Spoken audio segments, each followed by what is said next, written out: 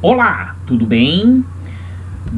Lindos, olha só, agora nesse vídeo 2 nós vamos, discutir a parte final aí da vinda da família real para o Brasil, ok?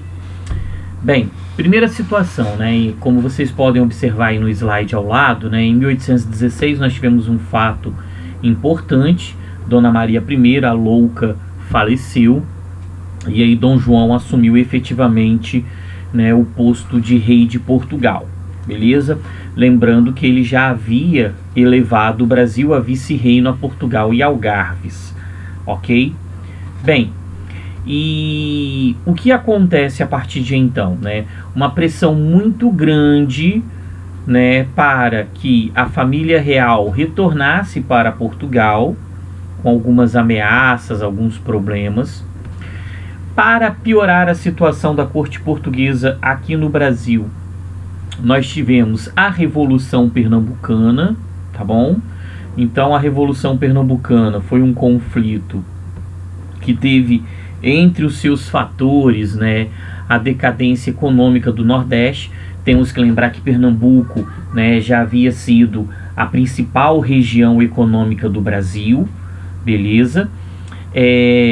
Nós tivemos aí nesse processo uma influência também do iluminismo, uma influência inclusive de Napoleão Bonaparte. Vale a pena ressaltar isso. Existia um interesse de libertar Napoleão Bonaparte, levá-lo para Pernambuco e de Pernambuco para os Estados Unidos. Doideira, né? Mas o que aconteceu?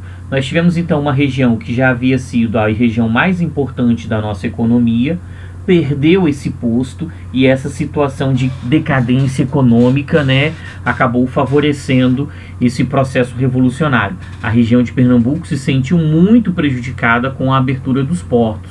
O comércio, depois da crise açucareira, passou a ser a atividade mais importante e eles se sentiam prejudicados, não conseguiam competir com a Inglaterra, meio óbvio, Nós tivemos a influência do iluminismo, da Revolução Francesa, e uma luta contra uma opressão fiscal, beleza? Quando a corte portuguesa se transferiu para o Brasil, nós tivemos um aumento nos impostos para sustentar esses luxos dessa corte portuguesa. Ok, galera? Vamos avançar aqui mais um pouquinho, Um monte de críticas a Dom João, beleza? Um monte de situações. Nós temos aí a Chargezinha, dando uma sacaneada nele. Ele não curtia muito essa questão de banhos, É meio cheirosinho, meio fedido ele.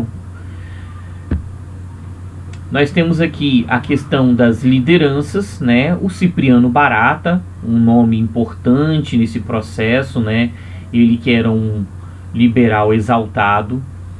O Manuel Carvalho, o Frei Caneca, que vai aparecer também na Confederação do Equador, o padre Miguelinho, e a figura mais importante, eu pelo menos acho, o Domingos Martins, o capixaba, que esteve aí na liderança desse processo revolucionário, já falei algumas vezes em aulas presenciais. Eu acho ele uma figura histórica mais importante até mesmo que Tiradentes, beleza? Foi uma revolução que se efetivou, uma figura que acabou também sendo executada por conta disso, mas de uma revolução nós estamos falando, não de uma inconfidência, de umas reuniões, estamos falando de uma revolução.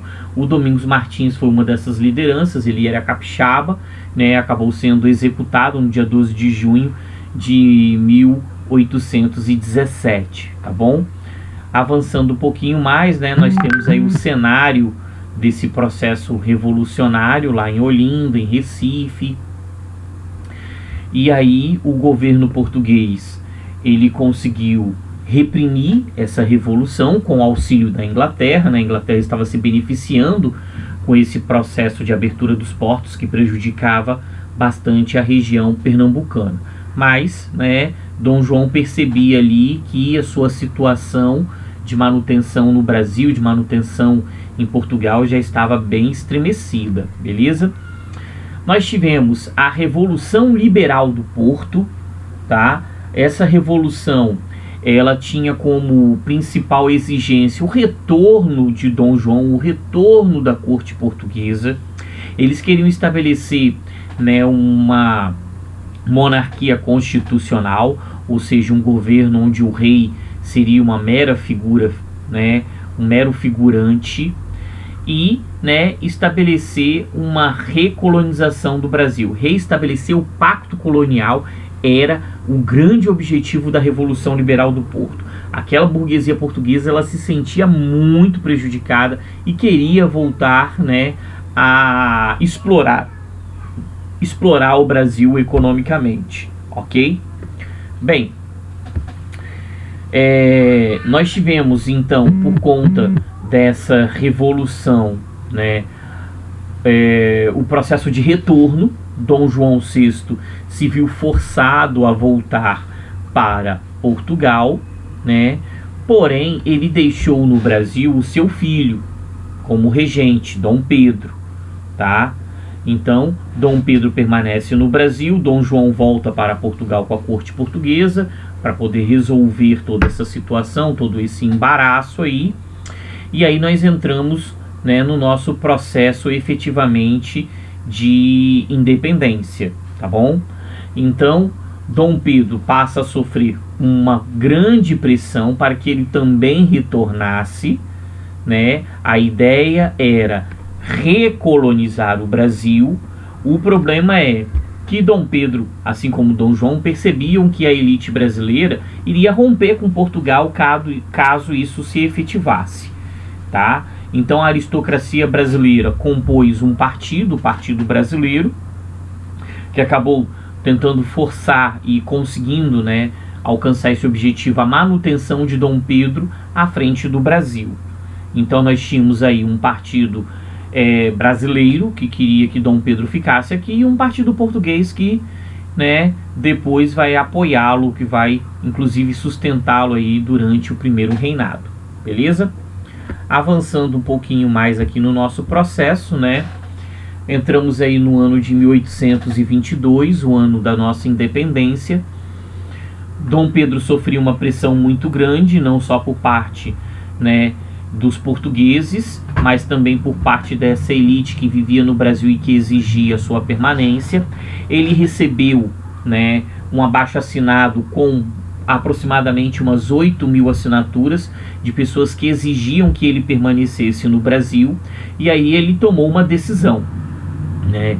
Ele foi à sacada de sua casa e afirmou que se fosse para o bem de todos, digam que fico, beleza?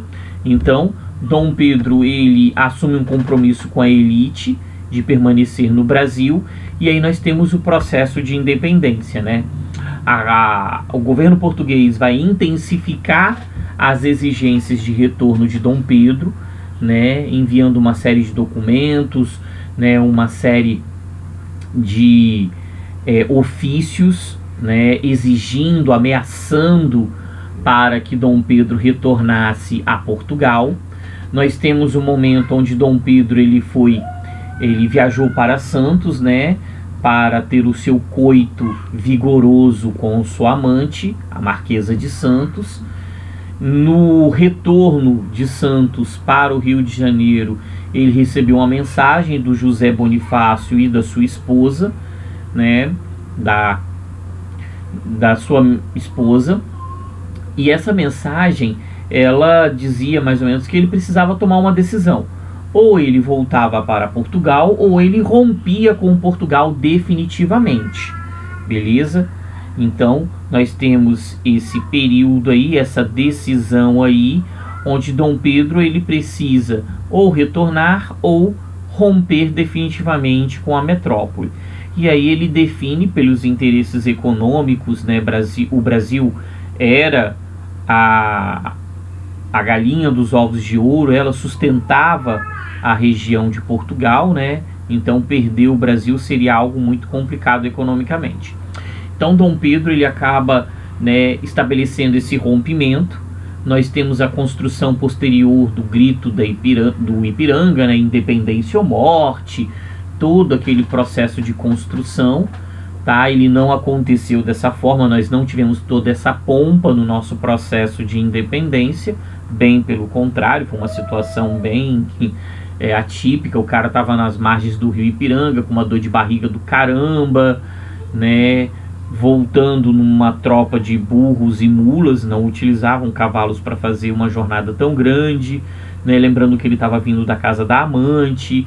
Então esse processo de pompa aí da construção da nossa independência, ele foi feito posteriormente, beleza? O importante é que Dom Pedro, ele então decide aqui, né, nesse 7 de setembro, romper com a metrópole, tornar o Brasil independente de Portugal. Independência ou morte, né? Nós temos aí algumas representações, né, da independência aqui. E, né, a nossa partezinha final desse nosso vídeo, né, que vai falar um pouquinho sobre os limites desse processo de independência. Nós temos uma independência, uma emancipação política, porém, né, ela se manteve dependente economicamente da Inglaterra. Então nós tivemos a nossa independência política, mas a manutenção da nossa dependência econômica. Sem falar da questão da estrutura socioeconômica brasileira, a questão de ser um país agroexportador, né, e também escravista.